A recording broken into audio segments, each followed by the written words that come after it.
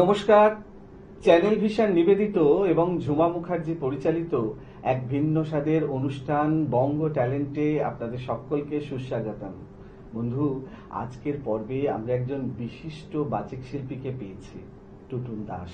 চলুন তাহলে চট করে ওনার সাথে আলাপটা করে নিই, তারপর তো ওনার উপস্থাপনার মধ্যে দিয়ে আমাদের অনুষ্ঠানকে এগিয়ে নিয়ে যাব। টুটুন, তোমাকে আমাদের অনুষ্ঠানে সুস্বাগতম। নমস্কার। বেশ, তো তুমি তো যখন তোমাকে পেয়েছি আবৃত্তি তো শুনবই। নিশ্চয়ই। শুরুতে কি শোনাবে বলো? প্রথমে আমি শোনাবো রবীন্দ্রনাথ ঠাকুরের কবিতা।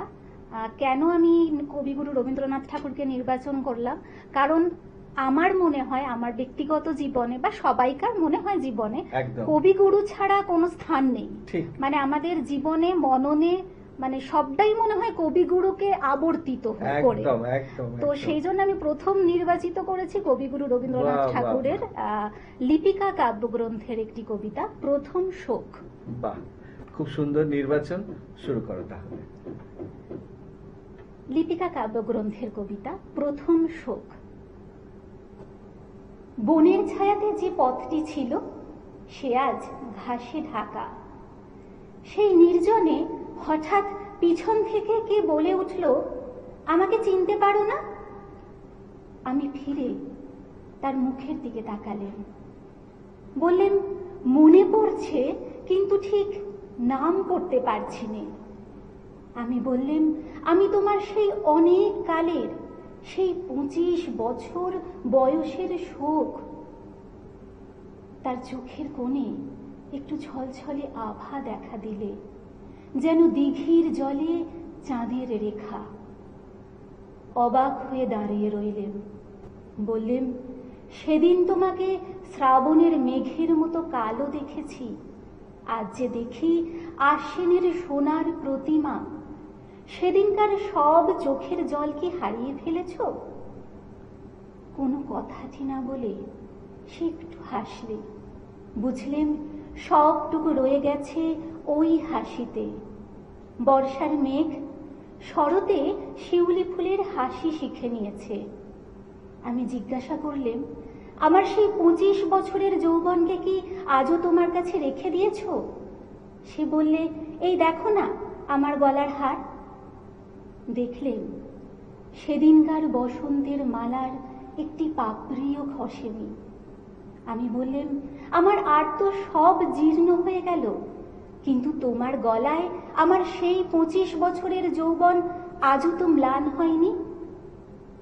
আস্তে আস্তে সেই মালাটি নিয়ে সে আমার গলায় পরিয়ে দিলে, বললে, মনে আছে সেদিন বলেছিলে তুমি সান্ত্বনা চাও না, তুমি শোককেই চাও। লজ্জিত হয়ে বললেন, বলেছিলেন, কিন্তু তারপরে অনেক দিন হয়ে গেল, তারপরে কখন ভুলে গেলেন? সে বললে, যে অন্তর্যামীর বর তিনি তো ভোলেননি, আমি সেই অবধি ছায়াতলে গোপনে বসে আছি, আমাকে বরণ করে নাও। আমি তার হাতখানি আমার হাতে তুলে নিয়ে বললেন, এ কি তোমার অপরূপ মূর্তি? সে বললে, যা ছিল শোক আজ তাই হয়েছে শান্তি। আহা, দারুণ! মানে প্রথম নিবেদনেই অমৃতের স্বাদ পেলাম। আমরা দ্বিতীয় নিবেদনে যাই। কি শোনাবো? আমি দ্বিতীয় নিবেদনে শোনাতে চাই কবি নীরেন্দ্রনাথ চক্রবর্তীর কবিতা। এই কবিতাও নির্বাচন করার একটি বিশেষ কারণ আছে, মানে নির্বাচিত করার কিছু কারণ আমি ভেবে তারপরে, তো কারণ আমরা 1924 সালে লেখকের কবির জন্ম হয়েছিল, তো 2024-এ ওনার জন্ম শতবার্ষিকী আমরা পালন করেছি এবং এখনো করে যাচ্ছি। কারণ কবির জন্ম শতবার্ষিকী পালন করতে মানে মনে হয় আমাদের কোনো দ্বিধা হয় না, তাই ওনার জন্ম শতবার্ষিকী উপলক্ষে কবি নীরেন্দ্রনাথ চক্রবর্তীর কবিতা অন্য গোপাল। একদম। কাশিটা আজ আর তত জ্বালাচ্ছে না। ডাক্তারের নিষেধ না মেনে বৃষ্টি ভেজা শ্রাবণের এই বিকেল বেলায় জ্যোৎস্নাময়ী তাই আজ বৃদ্ধাবাসের একতলার এই বারান্দায় এসে বসেছেন। হাতে কাঁটা, কোলে সাদা আর নীল পশমের গুটি। হাফ হাতা আর গোল গলার একটা সোয়েটার ইতিমধ্যেই শেষ হয়েছে। এখন তিনি হাত দিয়েছেন আর একটাতে, যাতে পুজোর আগেই এটাও তিনি শেষ করতে পারেন, যাতে 10 বছরের গোপাল তার ঠাম্মার সামনে এসে দাঁড়াবার সঙ্গে সঙ্গেই এটাও তার হাতে তুলে দেওয়া যায়। কিন্তু সোজা উল্টো তার হাত এতদিন যেমন দ্রুত চলতো, আজ যে আর তেমন চলছে না। তার কারণ নিউ জার্সি থেকে আজই একটা চিঠি পেয়েছেন জ্যোৎস্নাময়ী। ঠাম্মার গোপাল অর্থাৎ অরুণাংশ সেন আর কমলিকার পুত্র রনি তাতে যদিও রোমান হরফে তবু বিশুদ্ধ বাংলায় জানিয়েছে, হলো না ঠাম্মা, বাপি আর মা বলছে সেপ্টেম্বরের শেষে আমরা কলকাতা নয় ওয়েস্ট কোস্টে ছুটি কাটাতে যাব। ওয়েস্ট কোস্ট যে কোথায় জ্যোৎস্নাময়ীর তা জানা নেই, তবে এটুকু তিনি ঠিকই বুঝতে পারেন যে ছুটি কাটাবার পক্ষে এই নোংরা বিষণ্ণ কলকাতার চেয়ে সেটা অনেক বেশি ভালো জায়গা। আকাশ থেকে আবার ঝিরঝির করে বৃষ্টি পড়তে শুরু করেছে, আর তারই মধ্যে ছুটে আসছে ভরা বর্ষার দমকা জলো হাওয়া। তার মধ্যে সামনের মাঠে উদম গায়ে খেলা করছে কয়েকটি ছেলে। তাদের সবাইকে না চিনলেও এই বৃদ্ধাবাসের চৌকিদারের ছেলেটাকে তিনি চেনেন। ওর নাম হয়তো জানেন না, তবে ওরও বয়স হয়তো বছর 10 হবে। মাঠের দিকে অপলক তাকিয়ে থাকতে থাকতে কি যে হলো, হঠাৎ চেয়ার ছেড়ে সামনে এগিয়ে গেলেন জ্যোৎস্নাময়ী। হাফ হাতা আর গোল গলার সোয়েটারটা তার হাতে তুলে দিয়ে বললেন, গোপাল, এটা তোরই জন্য বানিয়েছি, সামনের শীতে তুই পড়িস। বাহ, দারুণ, অসাধারণ। আচ্ছা, আমরা কিন্তু অনুষ্ঠানের একদম শেষের দিকে চলে এসেছি। একদম। আজকের অনুষ্ঠানের শেষ নিবেদন কি হবে? আচ্ছা, আমি তাহলে কাজী নজরুল ইসলামের একটি কবিতা বলি, খুব ছোট কবিতা। ওনার যেহেতু আমরা কিছুদিন আগে 11ই জ্যৈষ্ঠ ওনার জন্মদিন ছিল, তো সেই জন্য কাজী নজরুল ইসলামের একটি ছোট কবিতা তাহলে আমি নিবেদন করছি। কাজী নজরুল ইসলামের ছায়ানট কাব্যগ্রন্থের অন্তর্গত বিজয়িনী। বাহ, শুরু করো।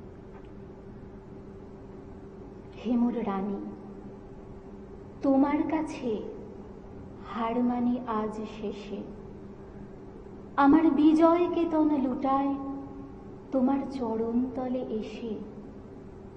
আমার সমর জয়ী অমর তরবারি দিনে দিনে ক্লান্তি আনে, হয়ে ওঠে ভারী। এখন এ ভার আমার তোমায় দিয়ে হারি, এই হার মানা হার পড়াই তোমার কেশে। হেমুর রানী, তোমার কাছে হার মানি আজ শেষে। ওগো জীবন দেবী, আমায় দেখে কখন তুমি ফেললে চোখের জল। আজ বিশ্বজয়ীর বিপুল দেউল তাইতে টলমল। আজ বিদ্রোহীর এই রক্ত রথের চুলে বিজয়িনী নীলাম্বরীর আঁচল তোমার উড়ে। যত তুন আমার আজ তোমার মালায় পুড়ে, আমি বিজয়ী আজ নয়ন জলে ভেসে। হেমুর রানী, তোমার কাছে হার মানি আজ শেষে। দারুণ, সত্যি আজকে তোমাকে পেয়ে আমাদের অনুষ্ঠানটা একদম জমে উঠেছে। আমিও খুব আনন্দিত এখানে আসতে পেরে। একদম একদম একদম সত্যি, এবং শোনাতে পেয়ে দর্শকদের সত্যি ভালো তো লাগে। একদম একদম সত্যি। দর্শক বন্ধু, আপনারাও কিন্তু আমার সাথে একমত হবেন, টুটুলকে পেয়ে কিন্তু আজকের অনুষ্ঠান কবিতায় কবিতায় একদম অন্যরকম হয়ে উঠেছে। কিন্তু সময় একদম শেষ, বিদায় তো নিতেই হবে। বিদায় নেওয়ার আগে সেই গুরুত্বপূর্ণ কথাটা আবারও বলে যাই, আপনারা যদি আমাদের এই অনুষ্ঠানে পারফর্ম করতে চান তাহলে আপনাদেরই একটা পারফরমেন্স ভিডিও আমাদেরকে হোয়াটসঅ্যাপ করে দিন। আর সেই ভিডিও যদি আমাদের ভালো লাগে তাহলে আপনারাও চলে আসতে পারবেন আমাদের এই অনুষ্ঠানে পারফর্ম করতে। আমাদের হোয়াটসঅ্যাপ নাম্বার 9804272808। সুতরাং আজকের মতো বিদায়, তবে আবারও দেখা হবে আগামীকাল ঠিক এই সময়ে। ততক্ষণ পর্যন্ত বিদায় বন্ধু।